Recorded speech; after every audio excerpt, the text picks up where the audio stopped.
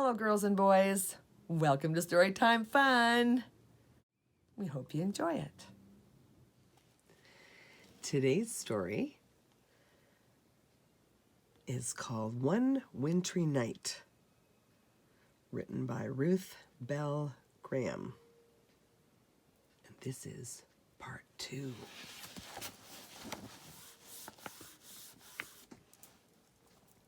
Chapter 4, The Testing Tree.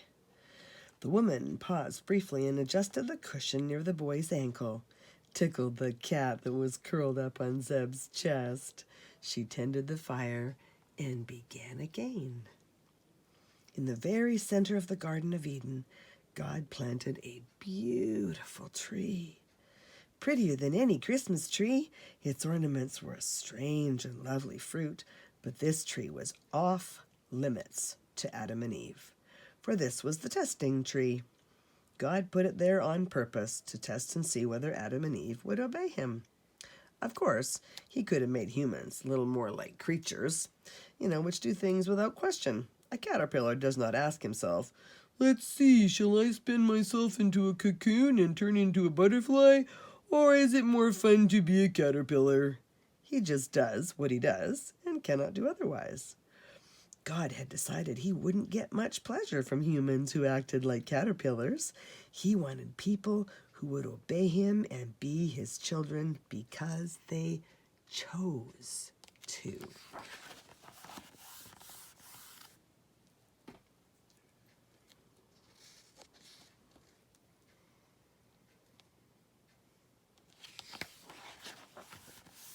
And so the testing tree. It wasn't a hard test. Not like putting a candy bar in front of you and saying you mustn't eat it. After all, there were lots of other trees in the Garden of Eden. Plenty of juicy apples and oranges to choose from, and figs, grapes, cherries, plums. Better than any of the best candy bars. God told Adam to help himself to all but that one tree in the middle of the garden. "For if you eat of it," he said, "you will surely die." This is when all the trouble started. One day, a serpent slipped through the bushes and whispered to Eve in a smooth, silky voice, "Did God really say you must not eat from any tree in the garden?" "Oh, no," Eve replied. "We can eat from most trees. But the fruit that grows on the tree in the middle of the garden is not for us. God told us that if we eat it, we will die." The serpent's forked tongue flicked out and about, and he said slyly, "Surely you won't die. God knows when you eat it, you will begin to understand secrets. You will become as wise as he is. Just take it," the serpent urged. This serpent, as you might already know, was no ordinary snake. It was really a disguise, a costume for Satan himself. Satan had once been an angel called Son of the Morning, but he was a real troublemaker, and in his pride he had begun to want to be as great and wise as God himself. So Satan fell from heaven, sending shock waves still felt today. Now, seeing Adam and Eve, whom God loved, Satan thought of a way to get even, a way to spoil God's plan. To Eve, the snake's words sounded exciting. She ran to the center of the garden and looked up into the branches of the testing tree.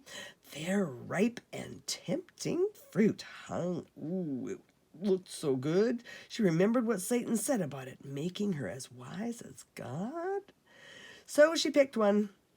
For a moment, she wondered if it would really kill her. She took a tiny bite of it and waited. Nothing happened. She waited some more. Still nothing. Eve felt as strong as ever, and the fruit was so sweet. Quickly, she gulped down the rest of it, then picked a piece for Adam, and she took it to him, and Adam ate it too. And joy died. Fear came. That doesn't sound too awful, does it? No worse anyway than stealing a cookie from the cookie jar. But this was the first time anyone on earth had ever disobeyed God. And from that day on, all was ruined. When Adam and Eve failed the test at the testing tree, it may not have been the end of the world. It was, however, the end of the happiness his world had enjoyed. Yep. Every horrible thing you can think of. Sickness, war, loneliness, thorns, nightmares got its start the moment Eve disobeyed God. And since God loved his children, he already knew he would come to our rescue. From the beginning of time, we needed Christmas. Meanwhile, God had to deal with Adam and his wife. Now, where had they disappeared to? Chapter 5. Eden Lost. The boy's eyes were solemn as he listened. The cat, no longer curled up, was sprawled out across the boy, sound asleep. "Would you like a cup of hot chocolate?" the woman asked. "No, thank you, ma'am. What happened next?" That evening, in the cool of the day, Adam and Eve walked in the garden.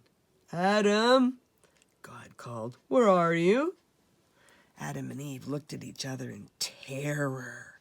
Always before, they had run to meet him, but now they were shaking. For the first time, they did not want to be near God. They wanted to run away, to put their fingers in their ears and pretend they didn't hear him. So they dashed behind some trees and waited, hoping God would go away. It had been like this all day, waiting, feeling afraid, waiting, feeling guilty, waiting some more. Sure, when they tasted the fruit that morning, nothing seemed to happen. Yet God's words kept echoing in their minds. If you eat the fruit, you will die. Perhaps they thought God did not really mean it. After all, we are still alive, aren't we? But when God said that they would die, he meant their friendship with him would die. They would want to live without him, and they would die inside. So they did. Adam and Eve started to feel things they had never felt before. Rotten things, like fear and anger and shame. Their bodies slowly began to get older. They felt tired, even sick at times, a hint that sooner or later their earthly lives would be no more. And God knew that after this death there awaited a death that would never end. Adam slowly came out from behind the trees. Trembling, he said to God, "I heard your voice in the garden and was afraid." "Have you eaten from the tree I told you not to eat?" God asked. Adam replied, "The woman you gave me, she gave me some fruit from the tree and I ate it." "Eve," God said sternly, "what is it that you and Adam have done?" "The snake did it," Eve protested. "He talked me into it. It was his fault."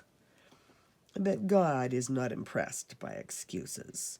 All three had sinned, which means they had disobeyed him, and all three had to be punished. God turned first to the snake. "You will crawl on your belly and eat dust all the days of your life." Ever since then, as you well know, snakes have slithered along the ground.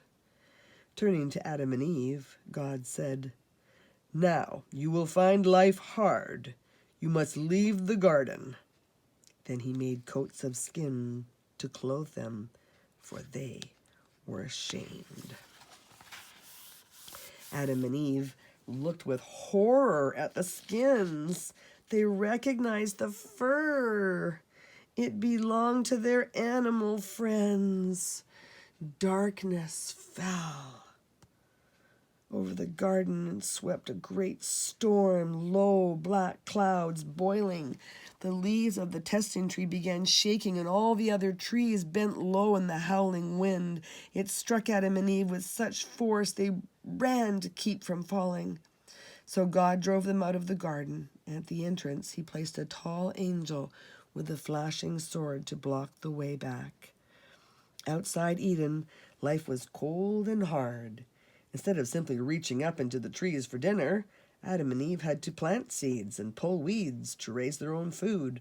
Working was exhausting. Thorns and bugs thrived, rottenness, decay, germs, all these ugly things came as a result of Adam and Eve's sin. The earth and all who lived on it were under a curse. The Garden of Eden had been Adam and Eve's home, but what really made them feel at home was the loving presence of their Heavenly Father. God Himself had been their true home. Now, all was lost. Adam and Eve were the world's first homeless people. Chapter 6. The Man Who Listened.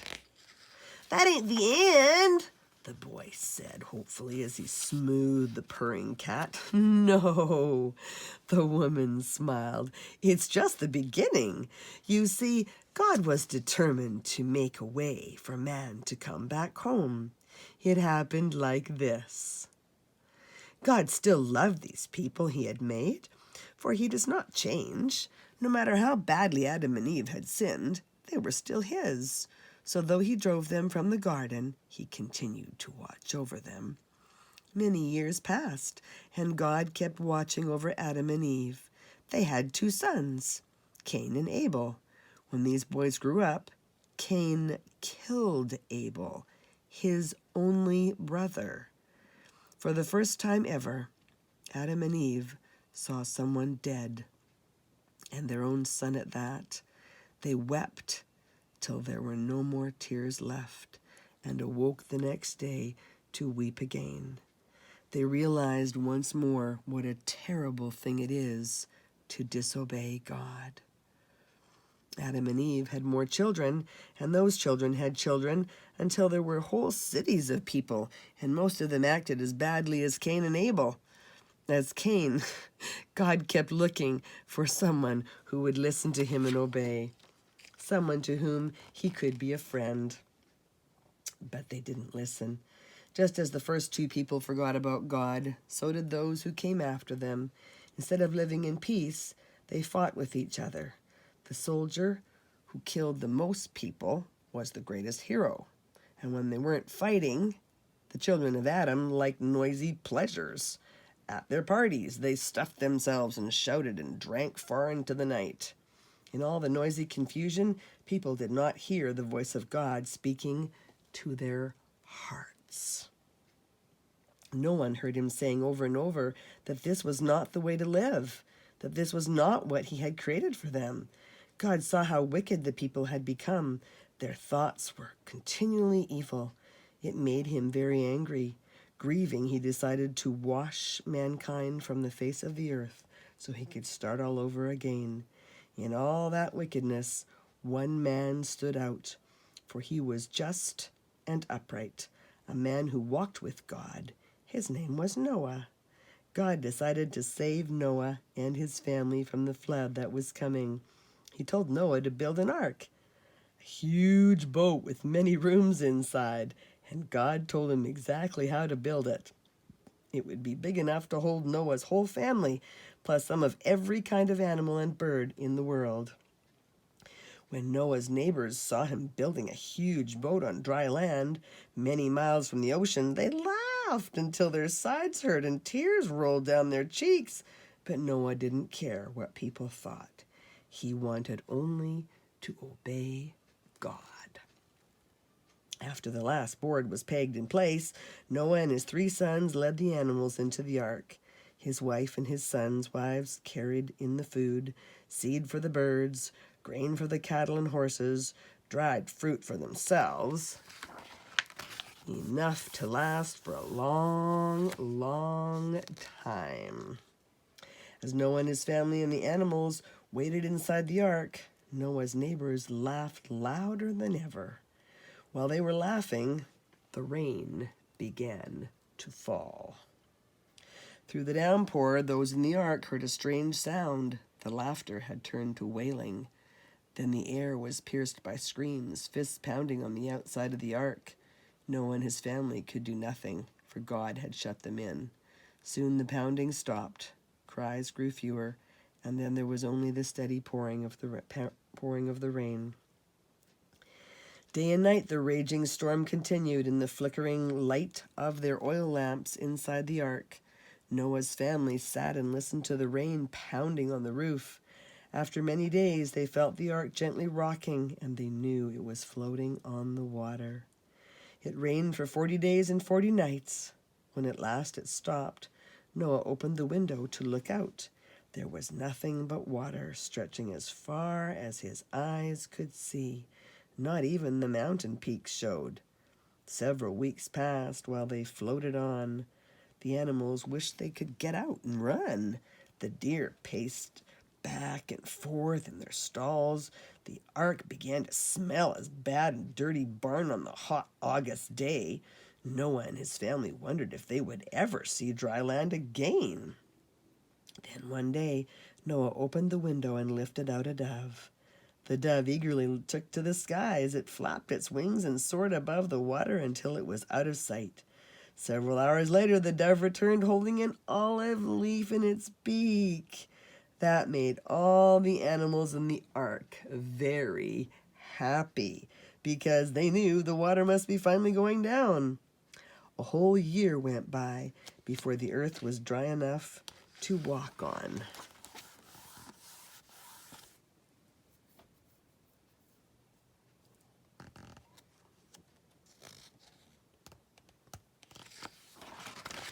Then out of the ark they all tumbled, Noah and his family, and all the animals. The cows kicked up their hooves and bounded across the hills as though spring had come after the long winter. Noah's family was so glad to get out of the crowded ark. They wanted to run and jump and turn cartwheels. But before he did anything else, Noah built an altar and offered a solemn prayer of thanks to God. God promised Noah and his family that he would never again destroy the earth with a flood, and he placed a rainbow in the sky as a sign that he would never forget his promise.